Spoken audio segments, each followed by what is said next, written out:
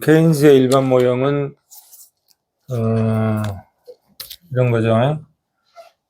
총체적 수요와 총체적 공급이 일치하는 데서 시장 균형이 이루어지는데, 이 총체적 공급은 뭐라겠습니까?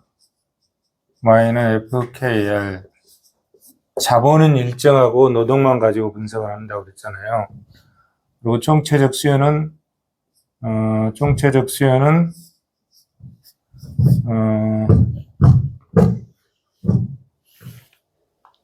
꺼버리죠. 꺼도 들리죠? 거시 생산물 시장과 화폐 시장.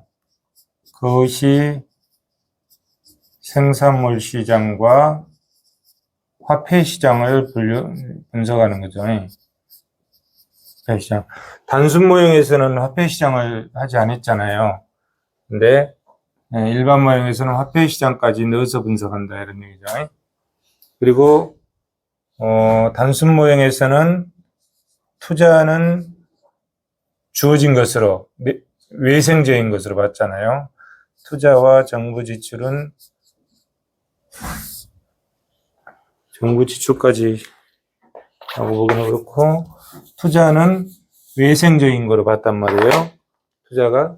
그런데 지금 일반 모형에서는 어떠죠? 이 투자까지도 내생적으로 보잖아요. 그래서 민간 투자를 내생 변수로 하는 소득 결정 이론, 투자까지도 감안해서 살펴보겠다, 이런 얘기잖아요. 이게 이제 일반 모형이죠. 일반 모형. 그래서 거시 생산물 시장은 투자와 저축, IS 곡선을 통해서, 그 다음에 화폐 시장은 LM 곡선을 통해서 화폐의 수요와 공급이 일치하는 그 균형을, 화폐 시장 균형을 통해서 이렇게 분석하는 게 일반 모형이죠. 그래서 케인즈의 일반 모형, 완결 모형, 국민 경제의 수요 측면을 나타내는 거시 생산물 시장과 화폐 시장을 동시에 고려해서 단순 모형에서 외생 변수로 취급했던 투자를 이자율 또는 소득에 의해서 결정된다고 가정한다. 이렇게 여기 보시면, 자, 여기 이자율이잖아요. 그 다음에 여기 투자죠. 그러니까, 투자 함수는 이자율의 역함수다, 이런 얘기잖아요. 반비례하잖아요. 역함수죠. 화폐 시장은 화폐의 수요와 화폐의 공급이 일치하는 데서 균형을 냈다. 여기서 이제 화폐 시장을 나타내는 것은 여기잖아요. 여기죠. 여기고, 이게 이제 투자 함수고. 자, 그럼 이 그림에서, 이 그림 지난 시간에 설명했죠? 있나요? 다시 한번 보죠, 뭐. 일상한, 투자 함수는 이자율의 감소 함수다. 그죠? 감소 함수죠? 정부 지출이 증가하면, 여기는 투자만 있던 거고, 투자에다가 정부 지출이 플러스 되니까 우측으로 이렇게 올라가는 거잖아요. 올라가죠. 그 다음에 이상한, 저축함수는 소득의 증가함수다. 이게 저축함수잖아요. 저축함수는 소득의 증가함수다, 이런 얘기죠. 소비함수는 저축함수 형태고, 정부 지출이 증가하면, 원래는 이 자리였잖아요. 이 자리 이렇게 됐어요. 이렇게 보면 이렇게 되죠. 이렇게 되니까, 여기면은, 여기죠. 여기. 그러면 이게 균형 국민소득이, Y0가 균형 국민소득이 돼요. 이런 얘기죠. 균형 국민소득이죠. 이 균형 국민소득이, 자, 정부 지출을 증가하니까 1이 올라가잖아요. 그러면 이렇게 가서, 이렇게 하니까 Y0에서 YF로 증가하는 거잖아요. 정부 지출이 증가하니까 국민소득이 Y0에서 YF로 올라갔다, 이런 얘기잖아요. 균형 국민소득이 완전 고용 국민소득 수준으로 올라갔다, 이런 얘기잖아요. 그러면 삼상안에서 금융자산으로 화폐 보유량은 소득의 감소함수다. 그죠? 자, 이게 소득이고, 이게 투기적 화폐 수요이잖아요. MA가 투기적 화폐 수요죠. 그러면 소득의 감소함수다, 이런 얘기죠. 당초에 여기였는데, 자, 정부 지출이 증가하니까 어떻게 됐죠? 투기적 화폐 수요가 감소했잖아요.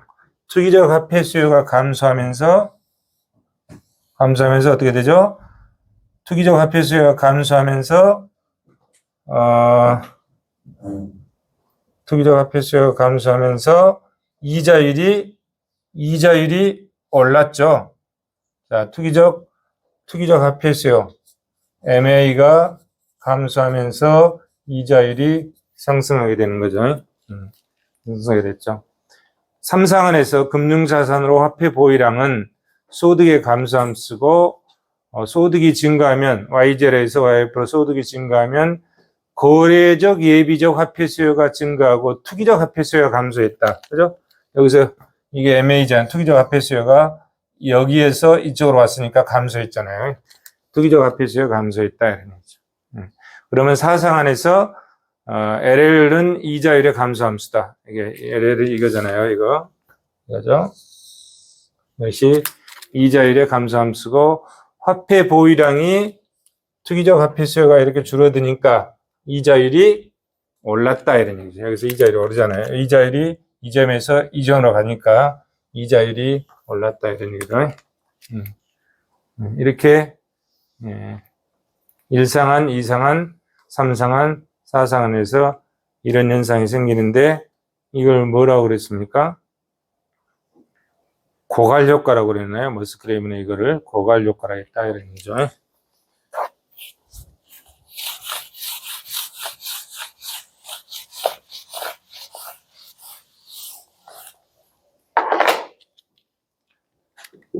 자, ISLM 곡선은 이거는 소득 결정. 여기서 최초의 IS 곡선이 이렇게 되어 있었죠. IS0. 초기 균형점이 여기잖아요. 그래서 균형 국민소득이 Y0. 그때 이자율이 I0다. 이런 얘기겠죠. 그런데 정부 지출이 증가하면 이쪽 여기서 1이 가잖아요. 정부 지출이 증가하면 IS0가 IS1으로 올라가니까 균형점이 어디로 가나요? 이쪽으로 가죠. 이쪽으로 가죠. 그래서 정부 지출이 증가하면 이자율이 상승했잖아요. 여기서 1이 상승한 거죠. 이자율이 상승했다 이런 얘기겠죠. 이자율이 상승했죠. 그리고 소득도 늘었죠. Y0에서 어디까지 갔죠? Y1까지 갔잖아요. 소득이 증가하고. 정부 지출이 증가하면 여기 하나 소득이 증가하고 그리고 이자율이 늘었다. 이렇게 되겠죠. 이렇게. 자, 통화량이 만약에 증가하면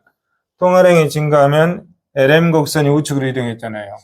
통화량이 그러면 이제 IS 빼고 따로따로 그림을 따로따로 봐야 되니까 자, 여기에서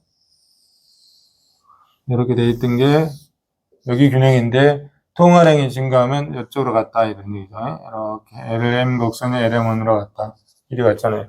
그러면 통화량이 증가하면 국민소득이 늘었네요. Y2로 국민소득이 늘었죠. 소득이 늘고 이자율은 어떻게 됐습니까? 이자율은 I0에서 I2로 이자율이 떨어졌네. 이자율이 떨어졌다 이런 얘기겠죠. 이걸 보여주고 있는 거죠. 자, IS 곡선은 저축과 투자의 균형을 충족시켜주는 소득과 이자율의 조합이다. LM 곡선은 화폐 부분에서 균형 조건인 MD는 이렇게 화폐적 수요와 화폐적 공급이 일치하는 화폐의 수요와 공급이 일치하는 것을 충족시켜주는 소득과 이자율의 조합이다. 경제균형은 IS 곡선과 LM 곡선이 교차하는 이점에서 성립된다. 그것이 균형 국민소득이고 Y0다 이런 얘기죠. 그리고 균형 이자율이 I0다 이런 얘기겠죠. 자, 이거는 설명을 그렇게 보면 되고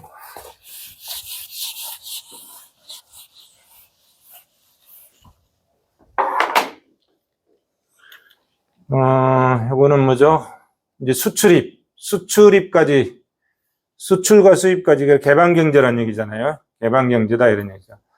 가정, 단기적 측면에서 수출입은 단순히 생산물 시장의 수요와 공급에 영향을 미친다고 가정하고 해외 무역이 있는 상품 시장의 총 공급은 국내 국민 총 생산 Y와 수입 M을 합친 것이다. 이렇게 여기죠 이제 이렇게 된 거죠. 자, Y와 M을 합친 것이다 이런 얘기죠. 그리고 M을 합친 것이고 총 수요는 민간의 소비, 투자, 정부 지출, 그다음에 수출. 여기 요거를 보기 전에 이 위에 자 여기 총 공급 Y에다가 M을 합친 거고 총 수요 CIGX X 이렇게 이것이 엑스포트 이것이 임포트죠. 그래서 이놈을 정리하면 Y는 이렇게 되겠죠. CIGX-M 이렇게 되겠죠. 이렇게 되죠. 그리고 YM의 CSTM 이렇게 되죠. 그러면 CSTM은 CIGX 이렇게 되겠죠. 요거다고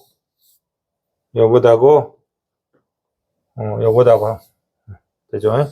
이렇게 되죠. 이렇게 되고 자 STM은 IGX STM은 CC 없어지니까 STM은 IGX가 되는 거죠. STM은 IGX가 되는데 여기서 이제 무슨 가정을 하냐면 정부 지출 G는 조세를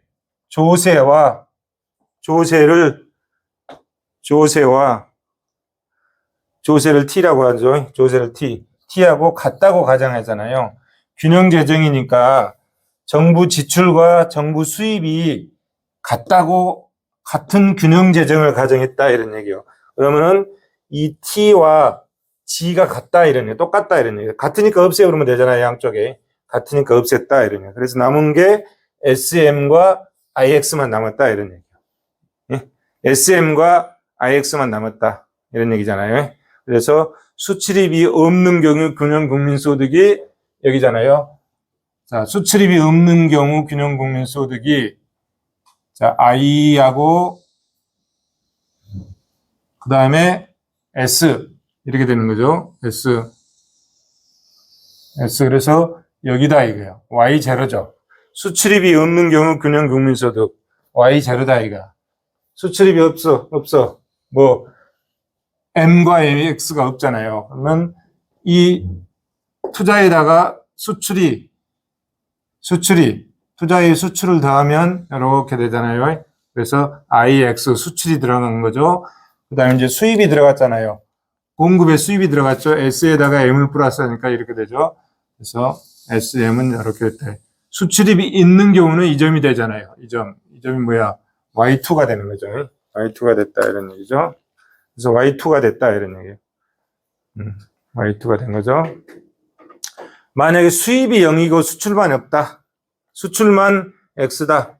그러면은 수입이 0이고 수출만 X면 어떻게 되나요? 수입이 0이고 수출만 있으면 수입이 0이다. 그러면 임포트 없다는 거잖아요. 그럼 요거잖아요.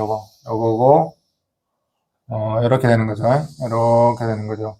그럼 이 점이라는 거잖아요. 그럼 Y1이 되는 거죠. Y1이 되는 거다. 그 다음에 수입만 N만큼 하게 된다면 수출이 없고 수입만 있었다 이런 얘기야. 수출이 없고 수입만 있었다. 그러면 어떻게 돼요? 수입만 있었다. 임포트 요거 되잖아요. 이렇게 되고 이렇게 되는 거죠. I 수출이 없고 X가 없고 수입만 있었다. 그러면 이 점이잖아요. 그럼 뭐요? Y3가 되는 거죠. Y3가. 그래서 수입만 N만큼 하게 된다면 이때 균형 국민소득은 Y3가 된다 이런 얘기죠. IS LM 곡선을 이용한 소득 결정 모형을 개방 경제인 경우에 살펴봤습니다.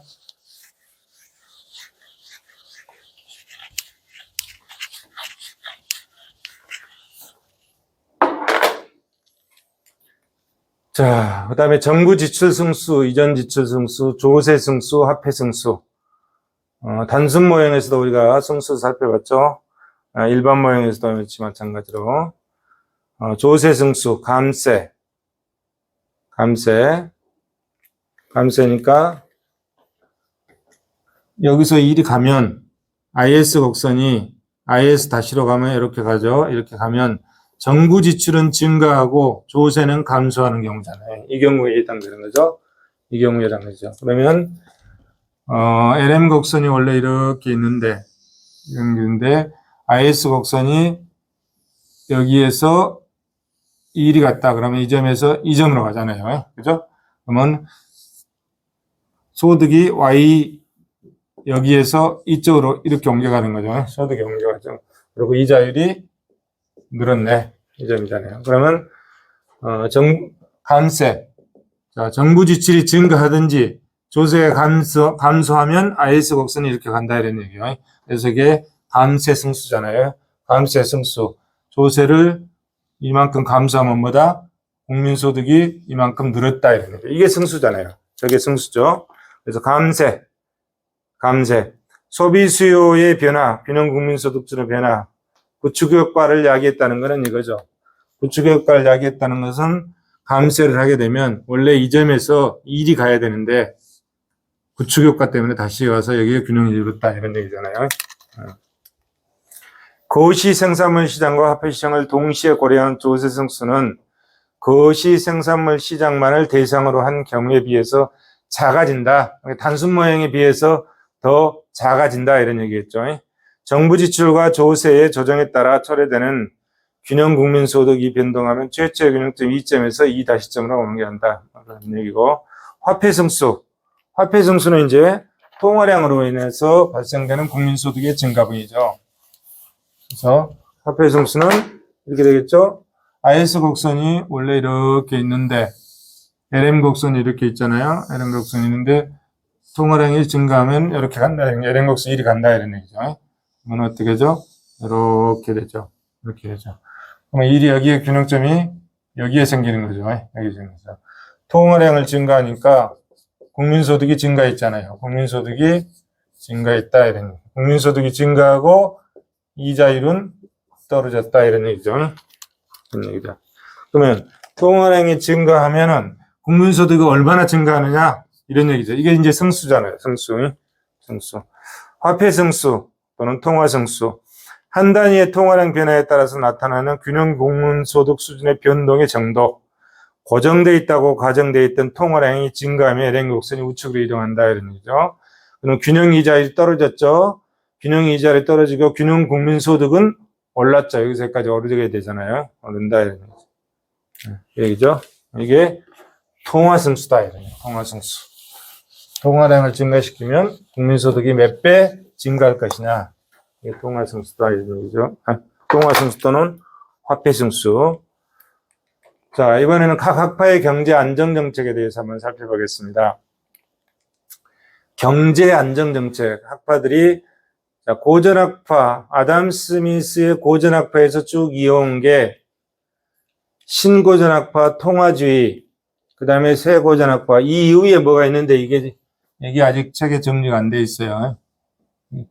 이 이후에 한 30년 열려서 거기에 뭐가 있는데 아직 정리가 안 돼 있고, 케인즈학파, 그 다음에 케인즈학파, 새 케인즈학파, 이 이후에 이것도 지금 아직 정리가 안 돼 있죠. 두 가지를 나중에 개정판을 내게 되면 그 두 가지를 넣어서 정리를 할 예정입니다. 자, 경제 안정 정책. 정부가 중심이 되어서 현실 경제의 불안정한 요소를 제거하기 위한 일련의 조치다. 경제 안정 정책 수단으로 재정 정책, 금융 정책, 물가 정책, 환율 정책 이런 것들이 있는데 살펴보겠습니다. 경제 안정 정책의 유형. 균형 재정적인 경제 안정 정책, 적자 재정적인 경제 안정 정책, 흑자 재정적인 경제 안정 정책. 재정 조치의 발동 형식에 따라서 발동 약간 양상에 따라서 재정 수지 양상에 따라 그렇게 구분하고 활동 형식에 따라서 자유재량적, 그 다음에 뭐가 있죠? 자동 안정적, 그 다음에 정식적 신축제도, 이 세 가지로 나누죠. 자유재량적, 얘는 인플레이션, 디플레이션, 그 다음에 경제성장 대책 이렇게 있고, 자동 안정, 각종 경기가 변동할 때 정부에 의한 재량적 조치 없이 기존의 재정 시스템에 의해서 경기를 자동적으로 조정하는 경제 안정 정책. 예를 들어서 지출 측면의 사회보장제도, 수입 측면의 누진세 제도, 각종 공제제도, 원천징수제도, 신고납부제도 이런 것들. 그 다음에 정식적 신축제도, 생산지수, 고용지수, 물가지수 등 경제지표의 일정한 수준을 초과한 경우 정부가 의회의 승인을 거치지 않은 상황일지라도 미리 정한 방식에 따라서 조세, 정부 지출 등의 운영이 자동적으로 변경될 수 있도록 한다. 이런 얘기죠. 원래는 이제 의회의 승인을 거치려면 시간이 많이 걸리잖아요. 그래서 기준을 정해놓고 이런 경제 변동이 있게 되면 의회 승인 없이 그 프로그램대로 나가게 해놓은 것, 그것이 정식적 신축제도다 이런 얘기잖아요. 그리고 이제 자유재량, 인플레이션, 디플레이션, 경제성장, 이거 뒤에 나오니까 뒤에서 보도록 하겠습니다. 재정장애와 재정배당이라는 용어가 지금 나오죠. 재정장애. 재정장애는 자, 불황기에 자동 안정장치가 총수요를 확대해서 경제를 안정시키려는 그 행위를 방해하는 작용. 이게 재정장애다, 이게. 재정장애. 자, 불황기에 재정 안정장치가 총수요를 확대시켜서 경제를 안정시키려고 하는 그거를 방해하는 것, 현상. 그걸 재정장애라고 한다. 그 다음에 재정배당은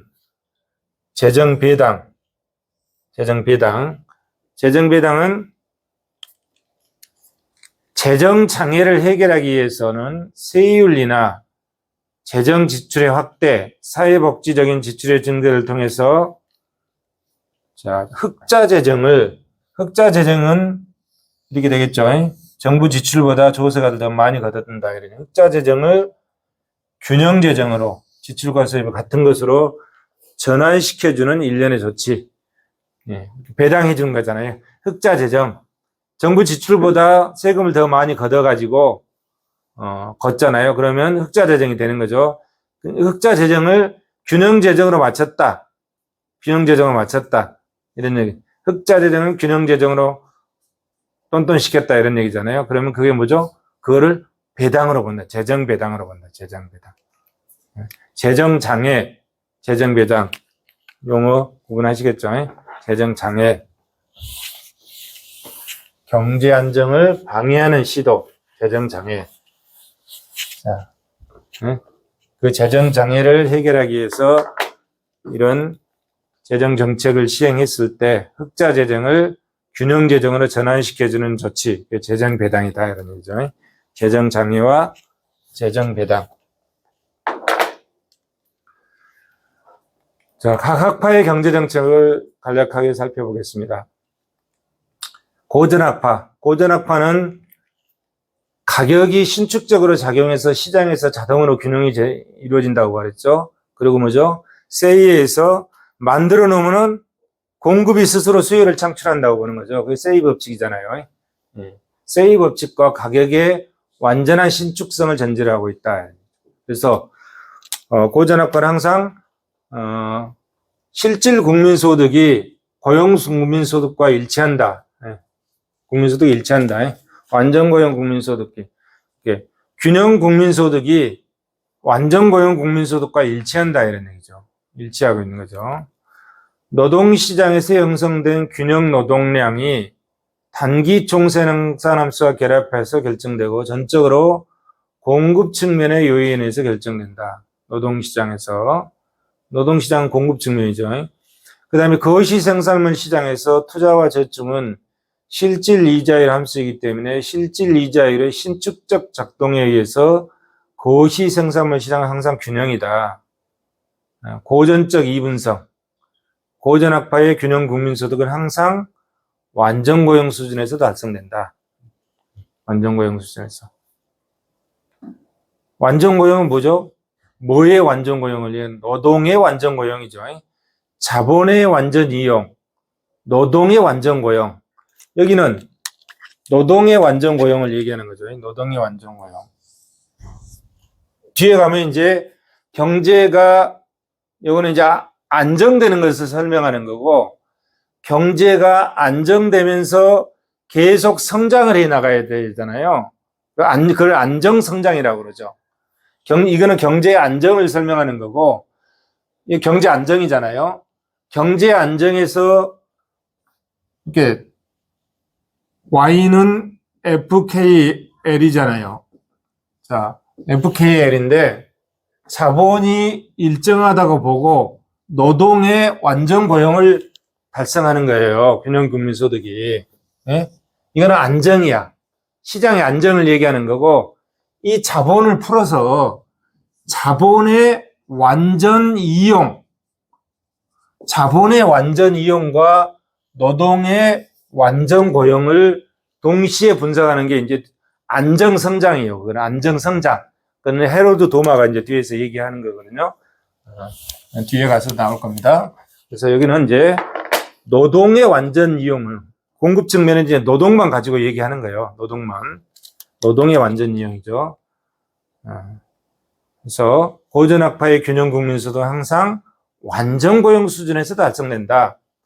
화폐 시장은 국민소득 결정에 전혀 영향을 미치지 못한다. 통화량의 변경은 물가 수준만 변동시킬 뿐이며 실물 부분에는 영향을 미치지 않는다. 화폐 시장과 생산물 시장은 서로 단절돼 있다. 이런 전제죠. 단절돼 있다고 본다. 고전학파들은. 그래서 재정 정책에 있어서는 구축 효과를 초래해서 국민소득 증가가 아예 없다. 재정 정책은 아무런 효력이 없다고 보는 거죠. 재정 정책의 무력성. 고전학파 계열은 재정 정책의 무력성. 고전학파는 수직적 LM 곡선과 수평적 IS 곡선을 가정한다. 정부 지출이 증가하면 이자율이 증가하고 민간의 투자 수요와 소비 수요가 감소해서 국민소득이 줄어든다. 아까 그 그림을 통해서 그리면 금방 알 수 있죠. 예, 그래서 구축 효과가 나타난다. 그런데 이 국민소득이 이렇게 변동이 되는데 구축 효과에 의해서 그게 상쇄돼 버린다 이런 얘기죠. 상쇄돼 버린다. 자, 금융정책. 금융정책은 균형값은 통화량과 무관하다. 고전적 이분성. 화폐는 중립적이다. 그래서 금융정책도 무력하다 이런 얘기죠. 고전학파는 수직적 LN 곡선과 수평적 IS 곡선을 가정하고 통화량을 증가하면 실질 변수에 영향이 없다. 물가만 상승시킨다. 물가 안정을 위해서 안정적인 통화 공급이 영향할 것이다. 고전학파는 이렇게 생각하고, 그 다음에 케인즈의 단순 모형과 고전학파의 두 개를 비교해 보면, 자, 고전학파는 먼저 물가와 임금의 경직성에서 고전학파는 물가와 임금이 신축적 의지다. 그에 비해서 케인즈 계열은 경직적이다. 경직적이다. 이렇게 보는 거죠.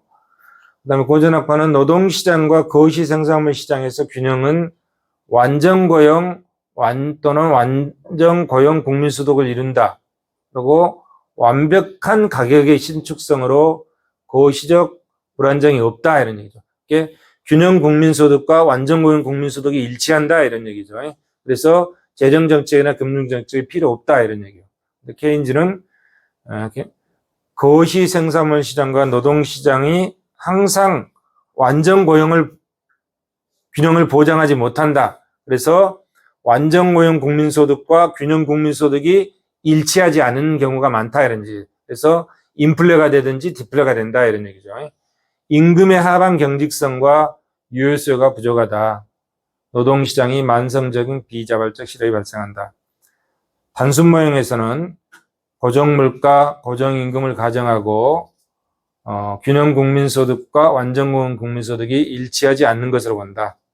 균형 국민소득은 고시 생산물 시장의 유효수요 크기에서 결정된다. 이거 앞에서 우리가 살펴봤던 거죠. 그 다음에 이제 소비 수요와 투자 수요의 이자율 함수.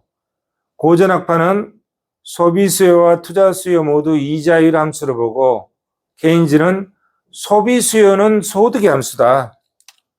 자, 고전학파는 소비 수요와 투자 수요의 이자율 함수인데, 케인즈 학파는 소비 수요는 소득 함수이고 투자 수요만 이자율 함수다, 이런 얘기죠.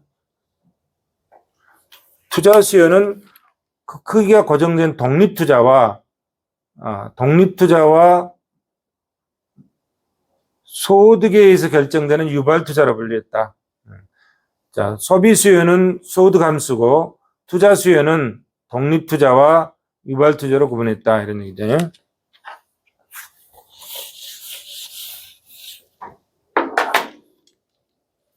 자, 화폐 수요를 볼 때 고전학파는 거래적 화폐 수요가 존재한다. 케인즈는 투기적 화폐 수요, 거래적 화폐 수요, 예비적 화폐 수요 세 가지로 구분했죠.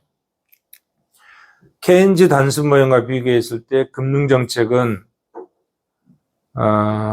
이자율은 화폐 시장에서 결정되고, 쭉 한번 읽어보세요. 그림을 그려놓고 설명을 하면 금방 이해가 되는데 그림 없이 글씨로만 설명을 하니까 잘 이해가 안 되죠.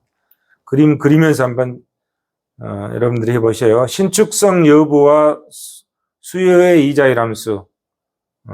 케인즈는 가격의 신축성과 화폐 수요가 이자율 함수라는 점을 강조한 방향으로 이론을 강화하고, 가격의 경직성. 고전학파는 신축성이죠.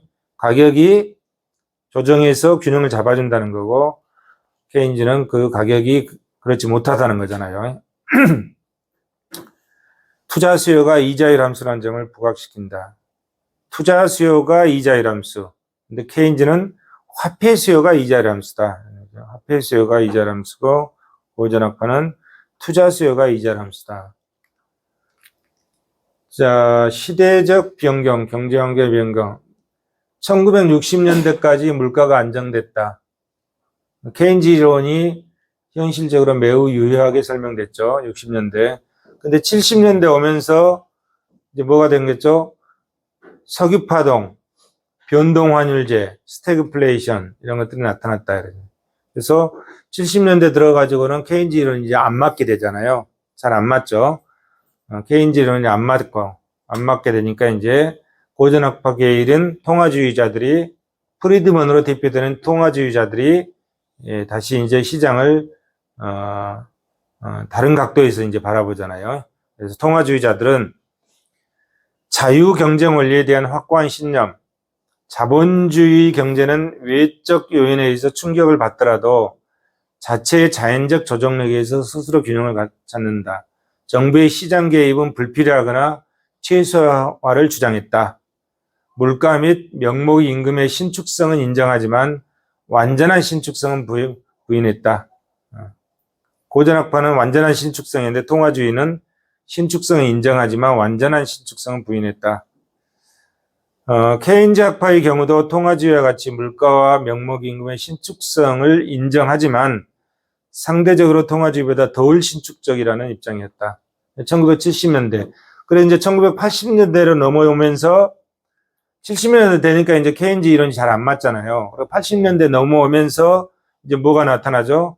이 통화주의를 바탕으로 해가지고 이제 신자유주의 사상이 나타나잖아요. 하이에크를 중심으로 한 신자유주의 사상이 80년대에 나타나면서 이제 공급 중시 경제학으로 넘어가죠. 두 학파의 사고 체계를 먼저 보고 갑시다. 케인즈, 장단기의 경제정책이 모두 유효하다. 통화주의자들은 경제정책이 단기적으로는 유효하지만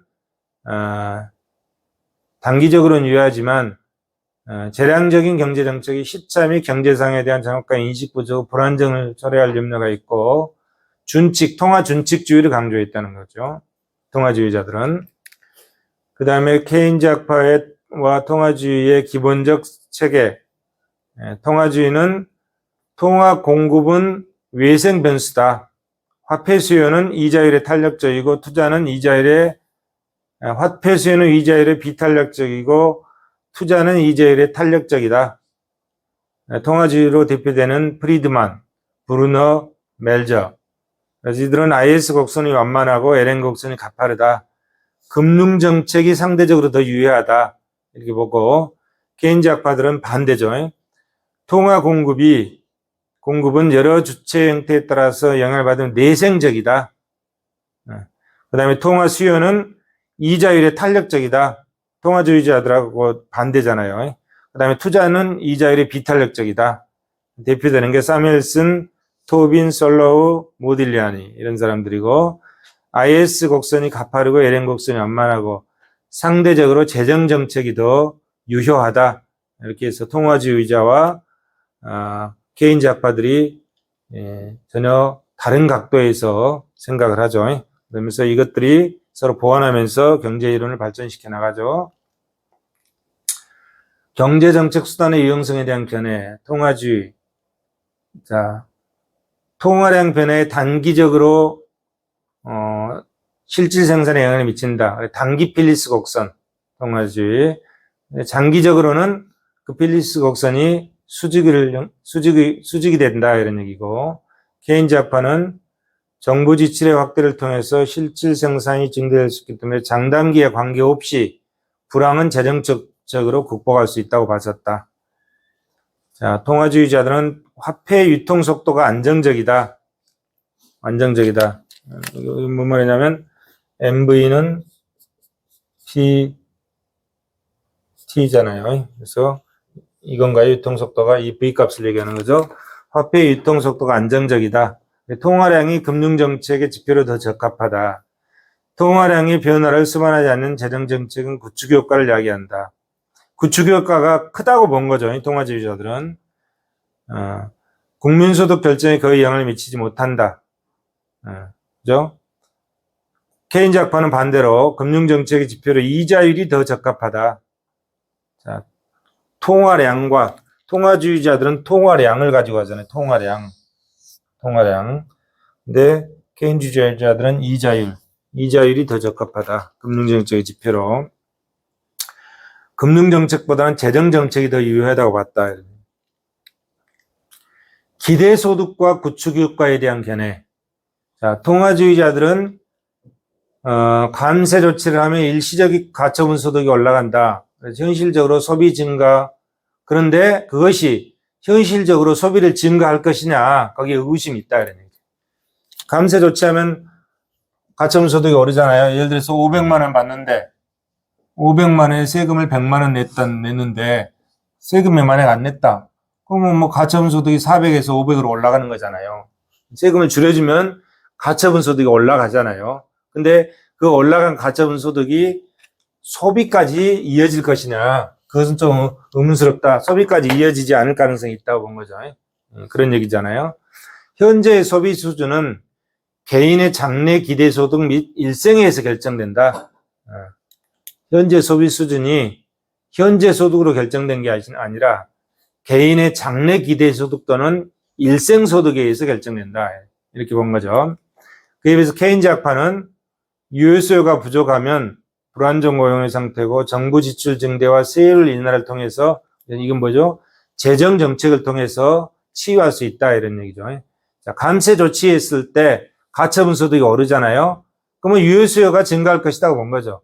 통화주의자들하고는 생각이 틀리잖아요. 통화주의자들은 유효수요가 증가하지 않을 것이라고 본 거고, 케인즈 학파는 유효수요가 증가할 것이라고 보는 거죠.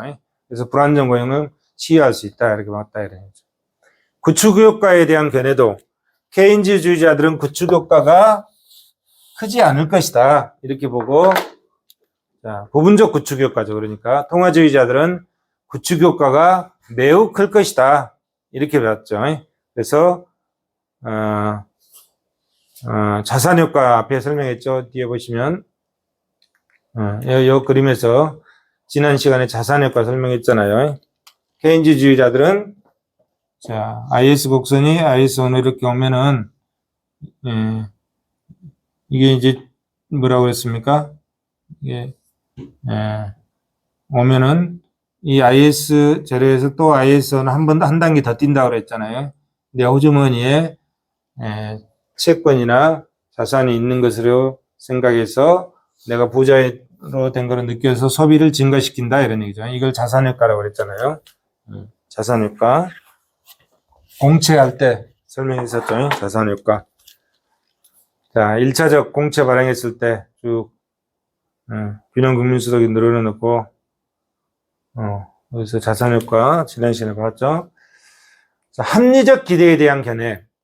합리적 기대. 자, 세고전학파. 이게 다 고전학파 계열이잖아요. 경제 주체들이 이용 가능한 모든 정보를 활용해서 합리적 기대를 형성한다. 이렇게 과거의 정보뿐만이 아니라 미래의 정보까지도 다 파악해서 그게 다 반영된다 이런 얘기예요. 근로자는 물가 변동에 즉각적으로 인식한다. 실질적 임금 기준 노동 공급. 물가 상승률과 실업률 간의 상충 관계가 성립하지 않는다. 필리스 곡선은 장단기 모두 자연 실업률 수준에서 수직 형태다 이러고. 통화주의자들은 과거와 현재를 이용해서 적응적 기대, 이건 합리적 기대잖아요. 합리적 기대, 적응적 기대를 형성한다. 현재 및 과거의 정보만을 이용해서. 적응적 기대는 현재 및 과거의 정보, 합리적 기대는 현재, 과거뿐만이 아니라 미래의 경제 상황까지도 전부 다 반영이 된다 이런 얘기죠. 이게 합리적 기대고, 합리적 기대론자, 세고전학파의 합리적 기대고, 통화주의자들은 미래 거는 반영이 안 되고 현재와 과거 것만을 반영해서 미래 경제 상황을 예상하는 적응적 기대를 형성했다. 그래서 합리적 기대는 모든 정보를 다 반영한다. 모든 정보를. 자, 통화주의자들은 단기에 물가 상승률과 실업률이 상충 관계가 형성되고 장기에는 적응적 기대에 따라서 양자 간의 상충 관계가 형성되지 않는다. 장기 필리스 곡선이 자연 실업률 수준에서 수직의 형태고 확대 재정 정책은 물가와 명목임금만 상승시킬 뿐 생산량, 고용수는 등 실질 변수에 영향이 없다. 그래서 케인즈 학파는 필리스 곡선은 물가 상승과 실업률 간에 서로 상충 관계를 형성한다고 봤다.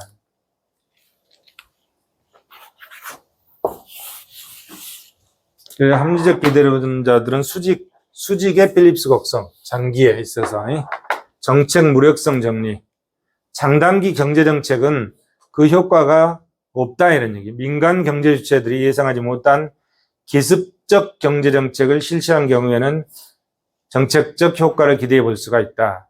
기습적. 예컨대 국민을 기만하는 통화정책, 이런 거는 정책을 효과를 기대해 볼 수 있지만 그 이외에는 다 정책 무력성 효과가 없다 이렇게 본 거죠. 가격의 평균적 신축성, 총체적 공급 곡선은 고전학파처럼 장단기 모두 수직의 형태다. 물가와 명목임금이 완전 신축적이지 않지만 평균적으로 신축적이다. 자, 그 다음에 케인즈 학파. 케인즈는 논리적 근거가 미약한 상황에서 물가 임금의 하방 경직성을 주장했고, 케인즈 학파는, 이렇게 케인즈 이후의 케인즈 학파들은 임금과 물가의 조정 속도가 느리다고 가정했고, 새 케인즈 학파, 가격과 경직성은 경제 주체들에서 최적화 행동 후 결과로 나타난다고 봤다. 미시경제 이론에 기초해서 가격의 경직성을 설명하는 근거를 제시했다. 가격의 경직성이라는 게 뭐죠? 가격이 신축적으로 작동하지 않는다 이런 얘기잖아요. 경제 안정 정책의 필요성에 대해서 합리적인 근거를 구축했다. 자본주의 경제에서 주기적으로 발생하는 경기 순환 현상의 원인을 설명할 수 있는 이론적 기반을 마련했다. 새 고전학파의 합리적 기대를 수용하지만 가격 기후에 의해서 항상 균형이 된다는 가정은 받아들이지 않았다. 가격 조정이 즉각적으로 이루어지지 못하는 이유는 재고 투자, 장기 임금 계약, 불확실성, 매뉴 비용, 신용 할당 등 이런 원인 때문에 그렇다. 정부에 의한 재정 금융 정책의 이론적 정당성이 보다 확고해졌다. 이걸 주장하는 학자들이 세고전학파의 에겔로프, 블랑샤드, 블라인더, 피셔. 피셔는 우리가 많이 들어봤죠. 피셔, 테일러 이런 분들이 있다. 가격 조정이 즉각적으로 이루어지지 못한 이유는 뭐냐? 장기 임금 계약 이론. 명목 임금이 너무 경직적이다 이런 얘기죠. 그 다음에 효율성 임금 가설. 노동 생산성이 실질 임금의 수준에 의해서 결정된다. 노동 생산성이 단기적으로 변하지 않으므로 효율성 임금도 단기에 경직적이다. 그다음 매뉴 비용. 매뉴 비용은 가격을 변경시키는 데 드는 비용들이다. 이런 것들이 경직적이다고 본 거죠. 내부자, 외부자 모형, 신용할당 모형 이런 것들이 있고요. 그 다음에 이제 1980년대 들어오면서 이제 공급 중시 경제학자들이 나타나죠. 자, 레퍼 곡선, 레퍼, 그 다음에 펠디스타인, 버스킨, 이분들이죠. 케인즈 이론이 안 먹혔다 이런 얘기죠. 이제 70년대 들어와서 케인즈 이론이 안 먹히고 80년대 들어와서 공급 중시 경제학, 인센티브 경제학, 공급주의 경제학, 스태그플레이션을 치유하기 위한 총 공급 능력을 확대하는 방안을 모색해서 이런 학자들이다. 레이거노믹스 1980년대잖아요.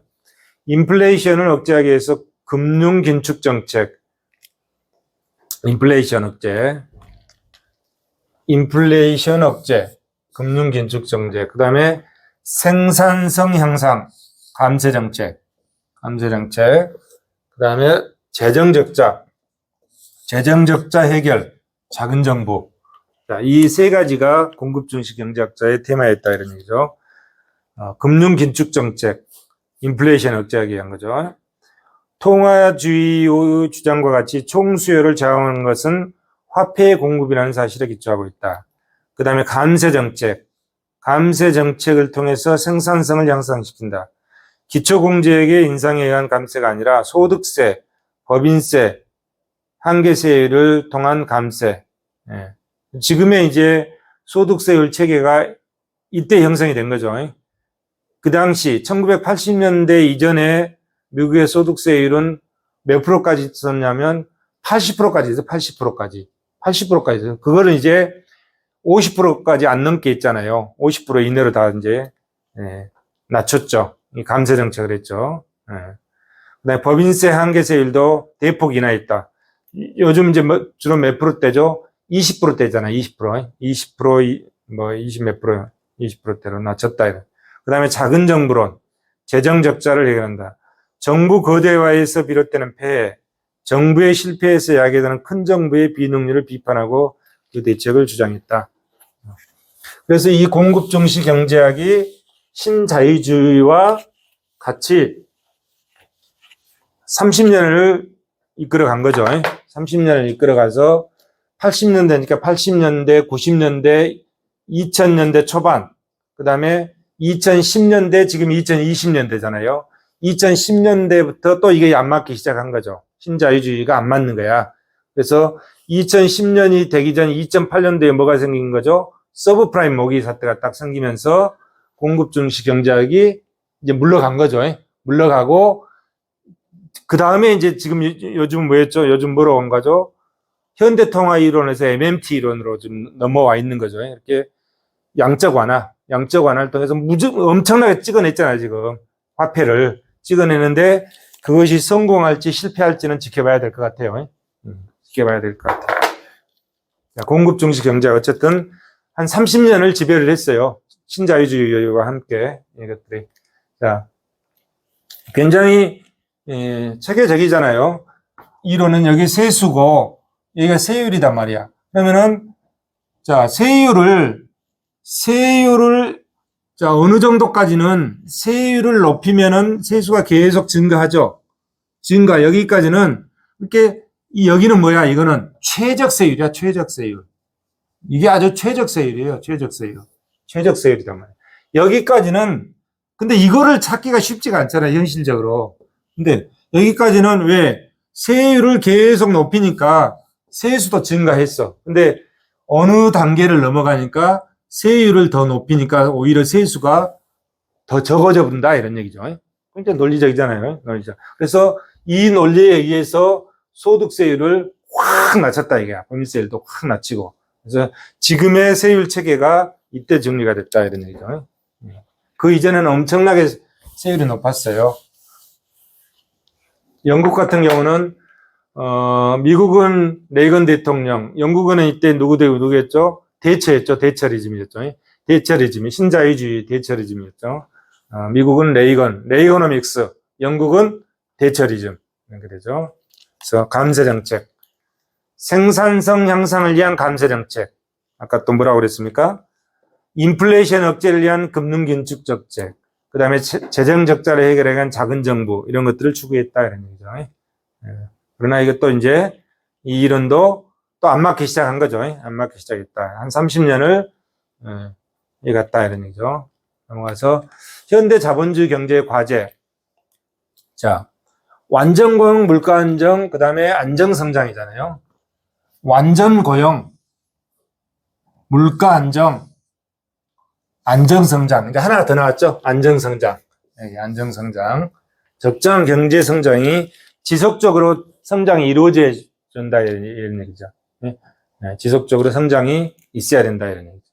안정 성장. 1970년대 이후 현대 자본주의 최대 과제. 경기가 침체된 상황에서 물가가 앙등하는 스태그플레이션을 예방하고 치유하는 것이다. 70년대는 그랬죠. 70년대. 그것을 해결하기 위해서 80년대에 공급 중시 경제학이 나왔다 이런 얘기죠. 고전학파 계열은 스태그플레이션에 대해서 자, 생산성을 증대시키면 공급 능력이 제고되고 치유가 가능하다. 능률 향상, 자본 축적, 인적 자본 개발, 기술 진보 이런 거에 의해서 해야 된다 이라고 봤죠. 능률 향상, 자본 축적, 인적 자본 개발, 기술 진보. 그래서 케인즈 학파들은 이 스태그플레이션에 소득 정책을 해야 된다 그랬죠. 소득 정책. 자, 고전학파 계열은 생산성 증대를 통해서, 그 다음에 케인즈 계열들은 소득 정책을 통해서 이걸 치유해야 된다. 전혀 다른 각도에서 접근하고 있는 거잖아요. 다른 각도에서. 단기적으로 완전 고용과 물가 안정을 조화하고, 이 두 개야, 위에 두 개. 장기적으로는 국제 수지 개선과 지속적인 성장을 달성해야 된다. 완전 고용, 물가 안정, 안정 성장. 이 세 가지를 얘기하는 거죠. 이 세 가지를 얘기하고. 자, 이제 세세하게 설명하기보다는 어떤 내용이 있는지만 보고 넘어가겠습니다. 이름 이호준? 그래. 다 설명할 수 없기 때문에 어떤 내용들이 있는지. 자, 소득 정책. 아까 케인즈주의자들의 소득 정책. 그 다음에 통화주의자들은 뭐라고 그랬습니까? 생산성 향상을 통해서 해결하자 이런 입장이잖아요. 소득정책이 이제 여기서 보면 우리나라에서 문재인 정부 때 했던 소득정책하고는 조금 달라요. 여기서 얘기하는 게 좀 다른 것 같아. 문재인 정부에서는 소득정책이 실패했다고 볼 것 같아. 그러면 너무 임금만 가지고 최저임금을 한꺼번에 그냥 갑자기 올려가지고 영향이 좀 많이 좋은 평이 아닌 것 같아. 학자들 얘기는. 뭐 저는 평할 입장이 아니지만, 근데 그거랑 조금 틀립니다. 그 약간 엄격한 게 있어요. 소득 정책에 대해서 임금을 얘기하는데 다른 어떤 엄격한 면이 있어요. 여기서 얘기하는 거는. 그 다음에 이제 경제 안정과 재정 정책을 봅시다. 여기 보시면, 자, 경제 안정. 여기 3장이잖아요. 3장에서는 단기적으로는 경제 안정, 그 다음에 장기적으로는 안정 성장을 얘기하고 있는 거거든요. 단기적으로는 경제 안정, 그 다음에 장기적으로는 경제의 안정 성장을 얘기하는 거거든요. 그래서 3장에서는 여기서는 경제 안정이잖아요. 경제 안정. 근데 안정 뒤에 성장이 붙었죠. 4장에서는 안정성장을 얘기하는 거예요.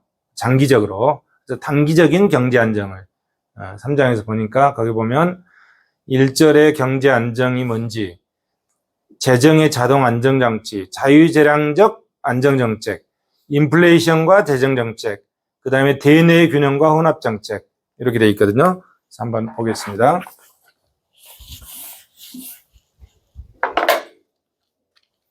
자, 단기적 경제 안정이죠. 자, 경제 안정, 경제 안정 재정 정책, 동태적 안정 성장, 동태적이라는 게 이제 뭐 움직인다, 정적으로 고정되어 있는 게 아니잖아요. 경제의 생산력 그 자체가 점진적으로 증대해 가는 과정에서 발생하는 경제적인 불안정의 폐해를 최소한도로 줄이고 경제의 진보와 변화를 고려한다. 동태적. 변화가 막 이루어져 있는 거죠. 단기적인 경제 안정 정책의 목표는 실업과 인플레이션 방지다. 그러니까 완전 고용과 물가 안정이요. 아까 세 가지 목표잖아요. 완전 고용, 물가 안정, 안정 성장이라고 그랬잖아요. 그러니까 완전 고용과 물가 안정, 실업과 인플레이션 방지죠. 그죠? 이게 여기에 이제 방점이 꽂혀 있는 거죠. 그래서 밑에 보면 실업, 인플레이션이잖아요. 실업과 인플레이션. 단기적으로 경제 안정은 완전 고용과 물가 안정을 추구하는 것이다. 이렇게 실업과 인플레이션을 방지하는 거다. 이런 거. 그 다음에 장기적으로는 뭐죠? 안정성장이다. 이래. 성장, 안정성장. 그래서 단기적으로는 완전 고용과 물가 안정을 이루는 거다. 실업과 인플레이션을 방지하는 것이다. 실업은 생산 능력의 과소 이용, 수요 부족, 유효 수요 부족에 기인한 것, 케인즈적인 재정 정책을 시행해서 유효 수요를 확대한다. 보완적인 생산 요소 부족에 기인한 것, 생산 요소에 기인한 것, 노동 인구에 대한 자본 시설의 부족, 소비 억제, 저축 증가, 자본 축적 촉진, 해결책이. 그다음에 인플레이션, 생산 능력의 과대 이용이다. 초과 수요. 인플레이션, 초과 수요, 과대 이용으로 초과 수요. 그다음에 아까 실업은 수요 부족.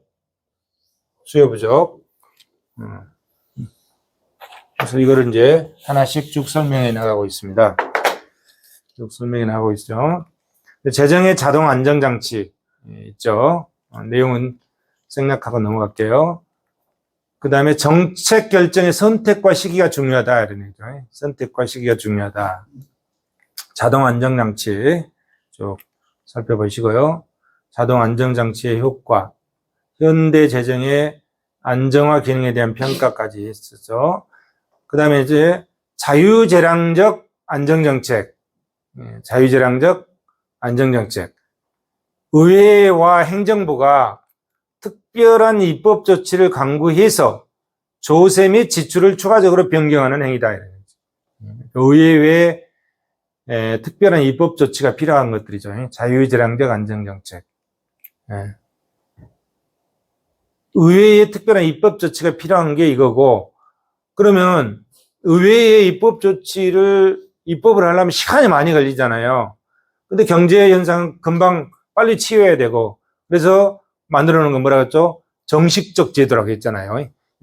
이런 툴을 만들어 놓고, 이러이러한 경우에는 의회 입법 조치 없이 정부에서 자동으로 치유하게끔 하는 거, 정식적 제도라고 해요. 통화주의자들이 주장하는 정식적 제도라고. 근데 자유재량적 안정정책은 의회에서 조세나 지출을 변경하려면 의회 예산을 심의를 받아야 되잖아요. 그 다음에 세금을 더 거두려면은 의회에서 법률로서 통과가 돼야 되잖아요. 세율을 바꾸고 이런 것들은. 종목과 세율은 대통령이 할 사항이 아니야. 국회에서 할 사항이에요. 종목과 세율을 정하는 거는 누가 한다? 국회에서 한다, 이게. 국회에서. 종목과 세율은. 세율도 이제 일정 범위 내에서는 정부에서 하게끔 해놨지만 종목과 세율을 새로 지정하는 어디다? 국민의 대표인 국회에서 하는 것이죠. 그래서 특별한 입법 조치들이 이런 건 필요하다 이런 얘기죠. 자유재량적 안정정책에는 이러한 입법 조치들이 필요하다 이런 얘기죠. 그래서 자유재량적 안정정책. 조세가 소비 수준에 미치는 효과를 쭉 분석했죠. 소비함수, 실질함수, 가처분과 소비 수준, 조세 정책. 전가를 고려한 쭉 내용들이 살펴보고, 그 다음에 조세가 민간 투자 수준에 미치는 효과, 민간 투자 수준에 미치는 효과. 투자 함수를 통해서 쭉 설명하고 있죠. 법인세 조작의 인센티브에서 쭉 설명하고 있고, 쭉 넘어갑니다. 그 다음에 경제 안정화를 위한 보정적 지출 정책. 뭐가 깨졌나 보다. 깨졌어. 자꾸 깨지더라고. 지출 정책, 보정적 지출 정책. 그 다음에 민간 투자, 공공 투자. 공공 투자가 경제 안정 대책으로 중요성. 민간 투자에 비교해서 설명을 하고 있죠. 그 다음에 공공 투자 정책의 문제점. 쭉 나오죠. 자유재량적 안정정책의 문제점 쭉 나오고 살펴보시고요. 그 다음에 이제 인플레이션과 디플레이션에 대해서 이제 설명을 하죠. 인플레이션과 재정정책, 수요 견인 인플레이션. 그래서 보면, 인플레이션은 이제 물가 수준이 지속적으로 상승하는 거잖아요. 물가 수준이 지속적으로 상승하는 상태, 이 인플레이션이죠. 케인즈 체계를 기초로 하는 단순 거시 모델을 이용해서 물가 수준이 어떻게 결정되는지를 검토하는 거예요. 자, 저기서 이제 보면 제1상한 균형점 2점이죠. 수요 곡선과 공급 곡선이 이렇게 되죠. 공급 곡선이 이렇게 있고 거기에 균형점이 있어 실질 국민소득, 균형 국민소득을 얘기하는 거죠. 완전 고용 국민소득이 아니라 균형 국민소득. 실질 국민소득이 Y0다. Y0. 근데, 총수요가 증가해서 수요곡선이 D0에서 D1으로 올랐다. 이런 얘기죠. D1으로 수요곡선이 우상향으로 이동했죠. 근데 공급곡선이 지금 수직이잖아요. 공급곡선이 수직인 상태니까 수요가 증가해도 실질 국민소득의 증가 없이 뭐만 올라간 거죠? 물가만 올라갔잖아요. 여기서. 자, 공급곡선이 이렇게 돼 있는 상태이기 때문에, 수요곡선이 여기서 이쪽으로, 우측으로 이동해도 국민소득은 변동이 없잖아요. 이런 경우를 진성 인플레이션이라고 한다. 진정 인플레이션. 소득 상승 않고 물가 수준만 상승한다. 공급곡선이 수직인 경우에 해당된다. 이런 얘기죠. 그 다음에 이상한 화폐임금 곡선 W, 실질 임금률과 물가 수준과의 관계, 직각상목선으로 되어 있죠. 실질 임금이 저하됐다. 자, 여기서 이렇게 올라가면, 자, 수요곡선이 올라가니까 이렇게 올라가죠. 그럼 물가순위 P0에서 P1으로 이렇게 올랐잖아요. 오르면 어떻게 되죠? 자, 이게 W0, 이게 화폐임금, 여기 W0의 임금률이잖아요. W0의 임금률이 어떻게 됐어요? 이게 올라가니까, 물가가 올라가니까 이렇게 돼서 W1으로 떨어진 거죠. W0에서 W1으로 떨어졌다. 이런 거지. 실질 임금이, 물가가 상승하니까 실질 임금이 하락했다. 이런 얘기지. 실질 임금률 저하. 세 번째. 그 다음에 네 번째. 노동 공급 곡선과 노동의 수요 곡선을 표시했죠. 이 제3상한에서 노동의 수요 곡선, 노동의 공급 곡선. 그러면은, 어디죠? W0에서 W1으로 왔기 때문에 이렇게 왔잖아요. 그러면 여기서 이 갭만큼 뭐가 생겼습니까? 이 갭만큼 노동의 초과 수요가 생겼다. 이래요. 노동의 초과 수요가 생겼다. 초과 수요가 발생했다. 노동의 초과 수요가 발생하니까 실질 임금률이 W0로 복귀한다. 노동의 초과 수요가 이게 초과 수요가 발생하면 이것이 다시 일이 온다. 이런 얘기죠. 일이 온다. 일이 오게 되면 W1의 임금률이 다시 W0의 임금률로 바뀌면서, 화폐 임금률이, 여기서 화폐 임금률이, 이때 이제 화폐 임금률이 W0의 화폐 임금 곡선이 W1으로 바뀐다. 이런 W0에서 W1으로 이렇게 화폐 임금이 바뀌니까 이게 이제 여기서 표시죠. 화폐 임금률 상승. 여기에 표시잖아요. 여섯 번째잖아요. 화폐 임금률이 상승된다.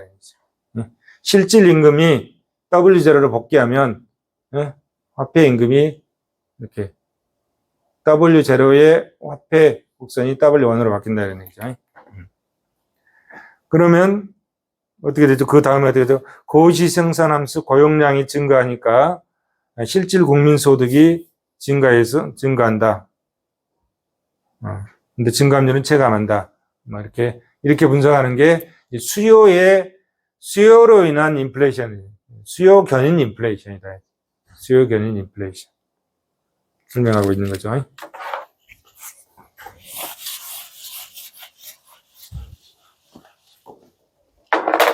그 다음에 공급 인플레이션.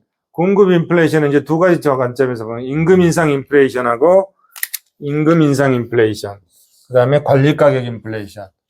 두 가지 측면에서 설명을 하고 있습니다. 1상한, 2상한, 3상한. 있죠? 자, 잘 정리했으니까 읽어보시고. 그 다음에 관리 가격 인플레이션. 관리 가격 인플레이션. 이것도, 대기업이 시장 지배력에 의해서 관리 가격을 인상하고 물가 수준도 이에 뒤따라 인상되었을 때 임금 인상, 인플레이션이 나타나는 현상. 노동의 초과 공급은 실업이다. 여기서 실업이 A, B만큼 역을 나타나겠죠. 그 다음에 완전고용 물가 안정의 상충관계. 완전고용 물가 안정의 상충관계 설명하고 있고, 재정정책의 한계. 그 다음에 균형 인플레이션. 자, 균형 인플레이션은, 인플레이션이 일어나는데, 인플레이션은 계속 일어나잖아요. 물가는 계속 상승하죠. 인플레이션이 일어나는데, 여기다 이제 균형자 하나 붙였잖아요. 균형. 그러면, 인플레이션이 일어나는데, 인플레이션이 있으면서, 자, 인플레이션은 물가 상승이잖아요. 물가 상승이죠. 인플레이션이 일어나면서 뭐까지는 생산비 증가율도 뒤따라 간다 이런 얘기예요. 인플레이션 증가율하고 생산비 증가율이 같다 이런 얘기지. 그러니까 두 개 같아. 그러니까 물가 상승률, 인플레이션, 물가 상승률하고 생산비는 자본과 Y는 FKL이라고 했잖아요. 자본과 노동이잖아요. 자본과 노동이죠. 근데 여기서 자, 노동만 가지고 해야 되는 게, 자, 생산비 증가했다. 그러면 자본도 증가하고 노동도 증가하겠지만 자본은 일정하다고 보고 노동만 가지고 임금 인상률이라고 해놨잖아요. 생산비 증가율을 임금 인상률로 바꿔놨잖아요. 바꿔놨다. 이렇게. 그래서 물가 상승률하고 임금 상승률하고 같다 이런 얘기야. 같다 이런 얘기야. 같다. 이게 바람직한 거죠. 같으니까 바람직한 거지. 같다 이런 얘기. 이거를 뭐라 한다? 균형 인플레이션 한다. 균형 인플레이션. 자, 균형 조건 OP는 OC다. OP는 OC. O 없애버리면 P는 W죠. P는 물가 상승률이고 W는 임금 상승률이다. 임금 상승률은 그걸 뭘 얘기한다? 생산비 상승률을 얘기하는 거다. 생산비 상승 중에 임금 상승만 있다고 보고 얘기하는 거예요. 그래서 물가 상승률과 임금 상승률이 일치할 때 그걸 균형 인플레이션에 나간다. 균형 인플레이션. 그래서 현실의 인플레이션, 기대 인플레이션, 임금 상승률, 화폐 공급 증가율, 이게 다 일치하면 이것이 균형 인플레이션의 균형 조건이다. 이런 얘기죠. 자, P가 어떻게 결정되는지 고찰한다. 산출량이 일정할 때 P, 물가 상승률이잖아요. P는 총 수요의 증가율과 같지만 지출 수준은 재정금융정책 변수와 함께 국민소득 수준 결정에 영향을 미치는 여러 가지 변수의 행동 양식에 의존한다. 균형 인플레이션, 물가 상승률과 생산비 증가율, 즉 임금 상승률이 일치하는 것이다. 자, 그래서 균형 인플레이션에 대해서 쭉 설명하겠습니다. 완전 고용과 스태그플레이션. 균형 인플레이션은 완전 고용 상태에서 인플레이션 균형 교찰. 인플레이션을 수반하는 완전 고용 균형, 스태그플레이션 균형 쭉 설명하고 있죠. 넘어갈게요. 그다음에 정책 조정. 정책 조정에도 넘어가죠. 균형 모델에 대한 비판. 균형 모델에 대한 비판. 그 다음 필리스 곡선. 단기 필리스 곡선은 실업률과 인플레이션 간의 역의 관계가 있잖아요. 역의 관계가 있다. 인플레이션. 보통,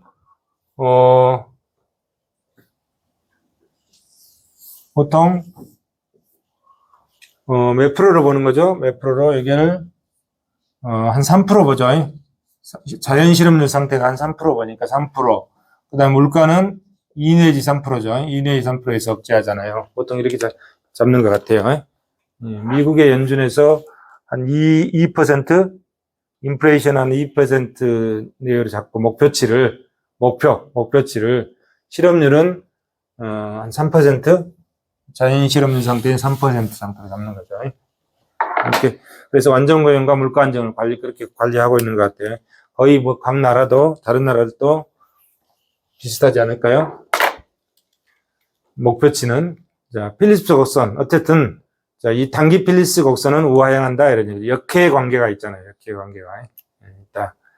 그다음에 장기 필립스 곡선은 실업률을 줄이기 위해서 5%에서 4% 줄이기 위해서 실업률을 줄이면 뭐가 되는 거죠? 물가가 올라가잖아요. 물가가 올라가는 거죠. 실업률을 줄이기 위해서 물가가 올라간다. 그러면은 실업률을 줄였는데 이것이 다시 쭉 가서 이 곡선이 장기 필립스 곡선이 아예 실업률은 5% 변동이 없고 장기적으로는 수직인 상태가 된다. 뭐 이런 얘기잖아요. 장기 필립스 곡선 수직이다. 장기 필립스 곡선이 이처럼 수직이 된다는 논리는 프리드만에 의해 제기됐다. 통화주의자들이죠. 프리드만에 의해서 제기됐다. 프리드만은 물가 상승 과정의 기대 인플레이션이 달라짐에 따라서 필립스 곡선의 위치가 이동한다고 주장했다. AA, BB, CC는 각각 기대 인플레이션이 다른 경우에 단기 필립스 곡선들이며 위쪽 곡선일수록 기대 인플레이션이 높아진다. 그래서 장기적으로는 수직이 되어버리더라 이런 얘기죠. 자, 이번에 이제 대내외 균형과 혼합정책. 자, 물가 안정과 완전 고용과 물가 안정. 이거는 이제 대내 균형이잖아요. 대내 균형이지. 대내란 게 뭐죠? 한 나라 국가 내부에서 물가 안정과 안전 고용. 이거는 서로 상충관계, 단기적으로 상충관계지만 장기적으로 학파마다 좀 틀리죠. 그래서 완전 고용, 실업률에서 물가 안정, 인플레이션 극복, 국내 균형과 재정 정책, 국제 균형과 재정 정책, 대외의 균형 정책, 국제 균형 수지. 단기적으로 물가 안정과 완전 고용을 달성하고 대내적으로, 그다음에 대외적으로 국제 수지 균형을 이뤄야 된다 이런 얘기예요. 그게 이제 대내외 균형과 혼합 정책이다. 이렇게 국제 수지 균형이 하나 더 들어간다. 완전 고용, 물가 안정, 국제 수지 균형. 여기까지 이제 같이 검토하는 겁니다. 자, 대내외 균형의 모순과 재정 금융 정책, 국제 수지 균형과 재정 정책, 재정 정책의 목표, 완전 고용, 국내 균형, 완전 고용과 물가 안정, 그 다음에 국제 수지 균형, 환율. 요즘 환율이 너무 많이 올랐죠. 1,400원이 넘어간 것 같아요. 그래서 대내 균형과 대외 균형을 보도록 하겠습니다. 자, 혼합 정책, 재정 정책, 금융 정책, 국제 자본 이동. 자, 대내외 균형. 여기서 보면 XX선이 있죠. XX선. 수평이 이자율, 수직이 재정잉여죠. 그러면 XX선. XX선이 국내 균형선. 이렇게 있죠. 국내 균형선. 국내 균형.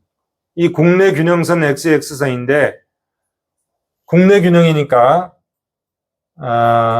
인플레냐, 디플레냐, 이런 얘기죠. 인플레냐, 디플레냐. 이 왼쪽은, 이 국내 균형선의 왼쪽은 인플레다, 이런 얘기야. 왼쪽은. 그 다음에 이 국내 균형선의 오른쪽은 뭐다? 디플레 상태다, 이런 얘기죠. 디플레 상태다, 이런 얘기죠. 그 다음에, 이거는 이제, XX선은 국내 균형선이잖아요. 국내 균형선. 그 다음에 FF선, 이거. FF선 요거죠. 이렇게 돼 있죠. FF선. 요거는 뭐냐? 국제 수지 균형선이다. 이런 게. 자, 국제 수지 균형선. 그래서 FF선의 왼쪽은 적자. 왼쪽은 적자. 오른쪽은 흑자. 이걸 나타낸다. 이런 얘기죠. 오른쪽은 흑자. 그러면 이제 자, 여기는, 자, 이 범위는 뭐야? 이 범위는 어떻게 되는 거야? 이 범위 보면은, 국내 균형선의 왼쪽이니까 인플레 상태잖아요. 그래서 인플레. 그 다음에 국제 수지선의 왼쪽이니까 적자. 인플레이면서 경장 수지가 적자인 상태다. 이런 얘기예요. 여기는. 그 다음에 이쪽은 국내 균형선의 오른쪽이니까 디플레 상태잖아요. 디플레 상태이면서 국제 수지 균형선의 우측이니까 경상수지가 흑자다 이러는 디플레 상태이면서 흑자인 상태 이렇게 보면 되죠. 그래서 점을 찍어서 거기에 어디에 해당되는지 살펴보면 돼요. 그래서 그게 어디에 균형 상태 어디로 수렴한다? 여기다 이런 거. 국내 균형선과 국제 수지 균형선이 일치하는 일이 수렴한다 이런 얘기죠. 그래서 이렇게 왔다가 W점을 왔다, B점을 왔다, C점을 왔다 쭉 이렇게 수렴한다 이런 얘기죠. 그런 얘기. 자, Q점. 이게 Q점이잖아요. 균형점. Q점. 대내외 균형을 달성하기 위해서 필요한 재정잉여, 수직이 재정잉여고 수평이 이자율의 조합이다.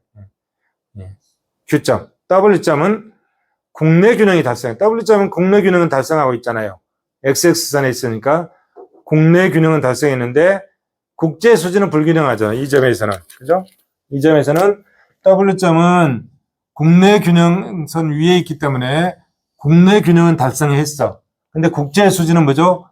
경상수지가 적자인 상태다. 이러네. 적자인 상태다. 이러네. 그렇죠? 그래서 국제 수지 균형은 달성을 못했다. 이러네. 국내 균형은 달성했는데 국제 수지 균형은 달성을 못했다. W점. 그러면 이자율이 올라간다. 이자율이. W점에서 이자율이 오르면 B점으로 간다는 거잖아요. 이자율이, 여기 이자율이죠?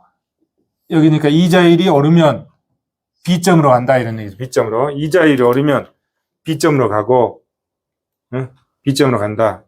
그러면 B점으로 가면 어떻게 돼? 국내 균형은 달성이 안 되는 거잖아요. 디플레 상태로 빠지는 거잖아요. 그래서 국내 균형은 달성이 안 된다. 그러면 또 재정잉여가 떨어진다. 이게 재정잉여가. 밑으로 보면 재정잉여가 떨어져 시점으로 가면 재정잉여가 떨어진다. 이러네. 시점에 접근한다. 그러면 시점에 오면 뭐예요? 국내 균형이 또 되는 거잖아요. 그럼 또 이렇게 또 이자율이 상승하고 그래서 이자율 상승, 재정잉여 감소를 통해서 어디에 수렴한다? Q점에 수렴한다. 이런 얘기지. Q점에 수렴해 간다. 이런 얘기죠. 그래서 Q점에 접근한다. 이 Q점에 접근하는 이걸 뭐다? 대내외 균형점이다. 이런 얘기. 대내외 균형점. 대내외. 이렇게 대내, 국내에는 안정고용과 물가 안정. 그 중에서 이제 디플레이나 인플레이나를 가지고 하는 거잖아요. 그 다음에 대내 균형. 그 다음에 국제수지 균형은 경상수지가 적자냐, 흑자냐. 이렇게 따지고 있는 거죠. 그래서 대내외 균형 조건. 혼합정책을 통해서 대내외 균형 조건을 한다. 대내외 균형 달성과 혼합정책. 나머지 보시고요. 그 다음에 제4장 경제 안정성장이라고 그랬죠. 이게 장기적이라고 그랬잖아요. 아까 3장은 경제 안정이야, 안정. 케인즈적 안정이라고 보면 돼요, 안정. 4장은 안정성장이에요, 성장. 그래서 여기서 누가 나오죠? 헤르드 도마가 나오죠. 안정성장이 뭐냐? 헤르드 도마의 모델과 재정정책, 신고전파 모델과 네오케인즈파 모델, 재정과 경제성장. 자, 우리나라도 개발도상국 때는 뭐랬죠? 고도성장을 추구했잖아요. 고도성장을 추구했단 말이야. 근데 지금은 고도성장을 추구하지 않죠. 지금 뭘 추구하죠? 안정성장을 추구한단 말이야. 안정성장을. 자, 고도성장에서 정책 목표가 안정성장으로 바뀌었다. 이런 얘기지. 단기적으로는 경제 안정에 대한 제약 조건이 있다. 그렇죠? 경제 안정에는 아까 살펴봤잖아요. 완전고용과 물가 안정. 그 다음에 국제수지 균형. 자, 이게 단기적인 경제 안정이었죠. 아까 그랬죠? 물가 안정, 완전고용, 물가 안정, 국제수지 균형. 이게 이제 단기적으로 경제 안정이었잖아요. 그 다음에 장기적인 목표, 이걸 배려하면서 단기적인 제약 조건을 배려하면서 장기적 목표를 달성한다. 장기적 목표가 뭐라고? 안정성장을 달성해야 된다. 고도성장의 달성과 유지라는 정책 목표에 비판과 반성이 집중하게 된 이유. 좋은 내용들이 뒤 밑에 나오죠. 읽어보시고요. 그 다음에 경제안정, 경제성장. 자, 경제안정, 경제성장. 이게 단기적으로 했죠. 단기적으로 경제안정과 경제성장. 단기적, 경제안정에 관한 제약조건. 완전고용, 물가안정, 국제수지 균형이죠. 근데 장기적으로는 장기적 목표 달성. 안정물가 수준. 인플레이션이 없는 경제성장은 선진국뿐만 아니라 개발도상국에서도 매우 중요하다. 인플레이션이 없는 경제성장, 안정성장, 안정성장. 아까 균형 인플레이션이 뭐라고 그랬습니까? 물가 상승과 생산비 증가율이 동시에 같이 균형을 맞춘 거라고 그랬잖아요. 빈곤의 악순환에 시달리는 개발도상국으로서는 안정성장이라는 목표는 매우 중요하다. 헤러드 도마 모델은 완전이용 성장률과 완전고용 성장과의 관계에서 장기적 추세를 결정했다. 자, 경제 안정을 위한 재정정책, 주어진 생산 능력의 총수요를 조작해서 수요 인플레이션, 그 다음에 디플레이션을 해소하고자 하는 정책들이다. 총수요를 조작해서. 그 다음에 경제 성장을 위한 재정정책, 장기적인, 잠재적인 생산 능력의 성장이다. 생산 능력, 공급 능력의 성장을 극대화하는 것을 목표로 한다. 그 다음에 안정성장을 위한 재정정책, 안정 물가 수준에서 장기적으로 가능한 잠재적인 생산 능력을 현실화한다. 안정성장, 안정 물가 수준. 물가 수준이 생산비 증가율과 비례해서 가게끔 하는 거예요. 균형 인플레이션이라고 그랬잖아요. 네. 자, 안정성장 정책의 예.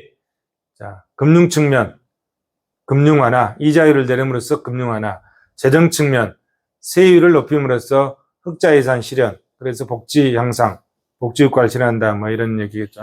하나 예를 들고 있는 거죠. 케인즈 이론. 케인즈 경제 이론은 단기 분석, 재정 정책 이론도 단기적인 안정 정책이다. 그에 비해서 이제 경제 성장 이론, 노동력, 자본 스톡, 기술 수준 등 장기적으로 증대하는 성장 경제, 케인즈 이론의 장기 동태화, 경제 성장 이론. 그래서 헤러드 도마의 투자의 이중성을 고려한다. 투자의 이중성. 단기적인 소득 수준에서 소득 수준 결정에서는 투자의 효과는 오로지 총수요 수준에 대한 효과, 승수 효과는 관점에서만 파악한다. 케인즈적 관점에서. 근데 장기적인 성장 경제에서는 총수요 수준뿐만이 아니라 경제의 생산 능력을 증대시키는 투자 효과인 자본량 증대 효과까지. 이제 자, 자본량 증대 효과까지. 자본량. 총수요뿐만 아니라 자본량. 아까 뭐라고 그랬습니까? 자, 총 경제 정체 전체의 총 수요와 경제 전체의 총 공급이 일치하는 수준에서 균형이 형성된다고 그랬잖아요. 그리고 이 총 공급은 뭐라고 했습니까? Y는 FKL인데, 케인즈 모형에서는 K가 다 고정돼 있다고 가정을 했잖아요. 고정돼 있다고. 근데 이걸 푼 거야, 이제. 자, 장기에서는 이 자본을 푼 거예요, 자본이. 자본이 어째? 투자 효과인 자본량 등대 효과까지 고려한다, 이거예요. K가 고정되어 있는 것이 아니라 K를 고정적인 걸 풀었다, 이런 얘기잖아요. 풀었다, 이런 얘기예요. 그래서 노동과 자본을 동시에 같이 분석하는 거죠. 그래서 여기서 무슨 얘기냐면, 노동은 뭐야? 완전 고용이야, 완전 고용. 노동은 완전 고용. 그 다음에 자본은 완전 이용이란 말이에요, 용어가. 완전 이용. 자본의 완전 이용, 노동의 완전 고용. 이렇게 나온다, 이런 얘기야. 노동의 완전 고용. 그래서, 헤러드 도마의 성장 모델에 보면, 자, 무슨 용어가 나오죠? 현실 성장률, 자본의 완전 이용 성장률, 예? 자본의 완전 이용 성장, 그 다음에 노동의 완전 고용 성장률, 있잖아요? 공급 측면에 생산비, 생산 측면에 Y는 FKL에서 이 K인 자본의 완전 이용, 노동의 완전 고용을 목표로 한다, 이런 얘기죠. 완전 고용을 목표로 한다. 그래서 여기서 무슨 얘기가 나왔죠? 투자의 이중성이 고려된다. 이게 이제 그 말이죠. 자본을 풀었어. 투자 효과인 자본량 증대 효과를 고려한다. 장기적인 경제 성장에 있어서는 총수요 수준에 대해서 경제의 생산 능력을 증대시키는 투자의 효과인 자본량 증대 효과를 고려한다. 케인즈 모형에서는 자본이 고정되어 있다고 봤는데 이 고정되어 있다고 있는 자본이 고정되어 있는 게 아니라 장기적으로 완전 이용을 추구한다 이런 얘기죠. 그런 얘기잖아요. 장기의 경제 성장에 있어서는 자본의 완전 이용을 실현하는 조건과 노동에 대한 완전 고용률과의 관계가 고려되어 있다. 둘 다 플러스 y는 fk1 이게 생산함수잖아요. 이 생산함수. 현실의 총수요 성장률과 노동의 완전 고용 성장률이 균등하다면 노동의 완전 고용이 장기적으로 유지된다. 이렇게 이제 분석한 사람이 누구다? 헤로드와 도마다 이런 얘기죠. 그래서 헤로드 도마 모형이 뒤에 쭉 나옵니다. 이제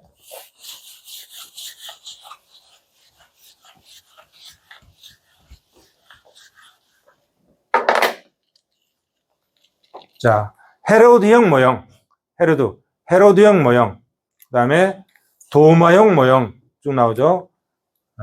그리고 세계의 성장률과 경제 안정에서 자연 성장률, GN, 내추럴, 자연 성장률, 그 다음에 자본의 완전 이용 성장률, GW, 그 다음에 현실 성장률, G. G에는 자연 성장률은 노동의 완전 고용 성장률 얘기하는 거야. 이거는 노동의 완전 고용. 근데 노동의 완전 고용 성장률은 몇 프로? 한 3%대에서 자연 실업률 상태로 해서 3%대 정도로 용인하는 거잖아요. 저걸 자연 실업률이라고 그러잖아요. 이렇게. 그래서 자연 성장률, 완전 이용 성장률, 현실 성장률. 그래서 이 세 개를 비교해서 자, 어떤 관계냐? 이 세 개의 크기가 자, 세 개의 크기를 비교해서 여러 가지 말을 해놨잖아요. 자, GW, 완전 이용 성장률이 GN, 자연 성장률보다 크다 이게야. 그리고 현실 성장률보다 크다. 이런 경우는 케인즈적 실업이다. 그 다음에 자연 성장률이 현실 성장률보다 크고 자본의 완전 이용 성장률이 제일 낮다 이런 경우. 실업을 수반하는 인플레이션 상태다. 이런 경우는. 그 다음에 자연 성장률이 자본의 완전 이용 성장률보다 크고 현실 성장률이 제일 낮다. 이런 마르크스적 실업이다. 뭐 이렇게 분류를 한 것 같습니다.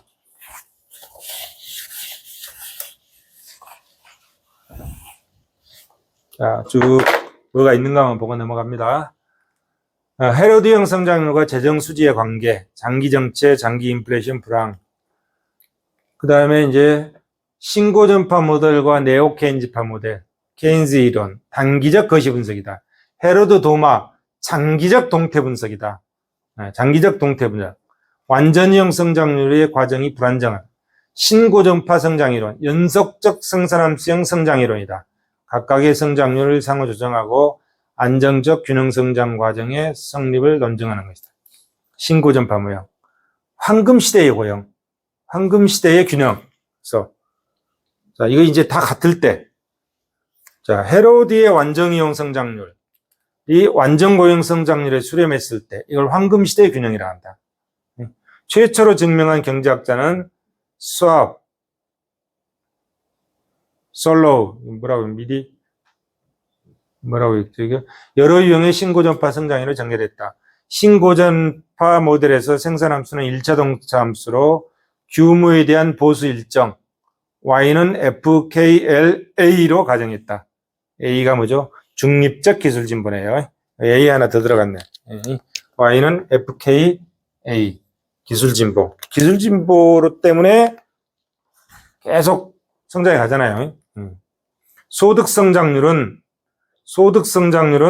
생산의 자본 탄력성 곱하기 자본 성장률 플러스 생산의 노동 탄력성 곱하기 노동 성장률 플러스 R이다. R이다. 신고전파 모델 쭉 읽어보세요. 자, 네오케인즈파. 노동 및 자본 분배율의 변화에서 저축률이 가변적이므로 성장 경로의 안정균형이 이루어질 수 있다고 주장한다. 칼도. 신고전파의 칼도. 완전 이용 성장률과 재정정책. 전후에는 거의 완전 고용을 달성한 생산시설이 완전히 가동되고 따라서 새로운 수요가 증대하게 되면 설비를 확충해야 된다. 투자의 수요 효과만을 고려한 성장 이론으로는 설명이 불충분하다. 투자의 생산력 효과 측면도 취급한다. 재정을 경제 성장의 문제와 관련시켜서 취급하는 경우에도 마찬가지다. 도마, 스미스, 피코크, 머스그레이브, 이제 머스그레이브 나오네요. 머스그레이브의 이론에 따라서 이 문제를 고찰했다. 머스그레이브. 우리 책은 머스그레이브 책을 이론을 기초로 해서 만들어진 책입니다. 머스그레이브 책을 뺏겨서 번역해서 어쩌고저쩌고 해서 우리나라 거 가미해서 된 거예요. 자, 완전 이용 성장률과 재정정책. 일정한 투자 수준에서 T기의 산출 능력 증가분, 총지출의 증가분, 완전 이용 성장률. 이제 복잡하잖아요. 자, 여기까지는 설명은 안 들어가고, 지출 성장률. 지출 성장률. 쭉 설명하고 있죠. 헤로드 모형과 도마 모형의 비교. 비교.